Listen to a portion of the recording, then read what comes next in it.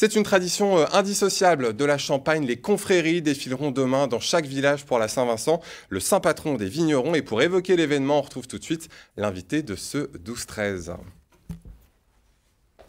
Patrick Boivin, bonjour. Bonjour. Merci d'avoir accepté notre invitation. Vous êtes secrétaire général de l'Archiconfrérie des vignerons de Champagne. Une centaine de confréries s'est donné rendez-vous donc demain pour la Saint-Vincent. Vous avez déjà défilé ce week-end à Troyes. Pourquoi ce choix de quitter Épernay, la capitale du Champagne, et d'aller à Troyes ? Alors tout simplement, c'est une décision que nous avons prise il y a une vingtaine d'années, parce que Épernay étant la capitale du Champagne, mais il n'y a pas de raison que Troyes, Château-Thierry et Reims ne bénéficient pas de ce grand rassemblement convivial. C'est pour pas faire de jaloux. C'est une tradition, la Saint-Vincent, qui remonte à 1930. Qui était Saint-Vincent? Comment les vignerons se sont appropriés ce saint? Alors tout simplement parce que c'est un diacre de Saragosse, en Espagne, qui a été écartelé en 304. Et ces reliques ont été dispersées tout au long des siècles en Champagne, en Bourgogne. Et donc les vignerons ont vraiment pris conscience de l'intérêt de se regrouper il y a 150 ans à travers comment dirais-je, des confréries. Vous ne défilez pas pour demander quelque chose, mais pour remercier Saint-Vincent. Il y a toujours aujourd'hui une dimension religieuse? Tout à fait. Samedi, nous étions 1800 dans la cathédrale de Troyes. 1800 vignerons, vigneronnes costumés. Et tout simplement, c'est un moment d'échange, de partage et aussi de réflexion.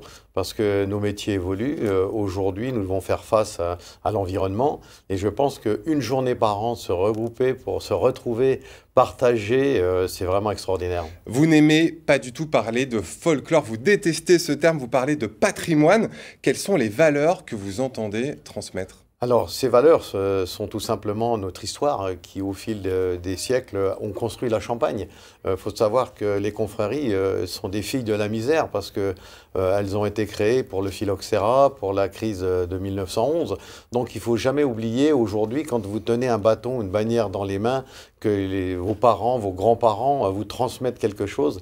Et ceux qui portent aujourd'hui, ils devront demain faire de cette transmission. Et c'est extraordinaire. Alors demain, justement, chaque confrérie va défiler dans son village avec sa bannière. Et une confrérie va recevoir la bannière de l'Archiconfrérie pour une durée d'1 an. Et en exclusivité pour France 3, vous allez nous dévoiler le nom de cette commune? Tout à fait, c'est une commune qui a beaucoup de reconnaissance envers l'Archiconfrérie parce que ça fait 10 ans qu'ils ont reconstitué justement des costumes traditionnels. Et donc c'est Saint-Martin-la-Blois dans les Côtes au Sud. C'est noté. Merci beaucoup Patrick Boivin d'avoir accepté notre invitation. On le rappelle, la Saint-Vincent, c'est demain dans toute la Champagne historique. Et si je peux me permettre, monsieur Boivin, votre nom de famille correspond parfaitement à votre fonction.